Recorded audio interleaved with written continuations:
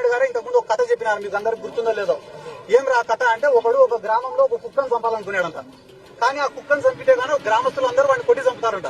కాబట్టి వాడు ఏం చేసినాడు, రోజు ఒక 10 మంది కూర్చునే కాడికి పోయి ఒరే అది పిచ్చి కుక్కరా అని చెప్తాడంట. మళ్ళీ ఇంకో గుంపు కాడికి పోతాడంట, ఒరే ఆ కుక్క నిన్ననే ఒక ముసలోని గడిచిదిరా అని చెప్తాడంట. మళ్ళీ ఇంకో గుంపు కాడికి పోతాడు, ఒరే ఆ కుక్క నిన్ననే చిన్న పిల్లోని గడిచిదిరా అని చెప్పి వన్ పైండే ఆ కుక్కను చంపుతాడంట. చంపితే గ్రామస్తులందరూ అబ్బా పిచ్చి కుక్క చంపిపోయిందిరా అని అంట. అట్లా ఇదో రాష్ట్రంలో నువ్వు తప్పు చేయాల్సిన అవసరం లే. రోజు ఒక 4 టీవీ ఛానళ్లలో వీడు ఆడదాం ఆంధ్రాలో 100 ఎత్తినాడు, వాడు 300 ఎత్తినాడు, వాడు 400 ఎత్తినాడు, వీడు మైనింగ్ లో ఎత్తినాడు, వాడు పార్టీలో ఎత్తినాడు, వాడు లిక్కర్లో ఎత్తినాడు అని చెప్పి ఒక్క పథకం ఇవ్వకుండా డైలీ అన్ని ఛానళ్లలో జగన్ సార్ ఏం సార్ కరెంట్ ఛార్జీలు పెంచినారు కదా అంటే కేరెడ్డి భాస్కర్ అరెస్ట్.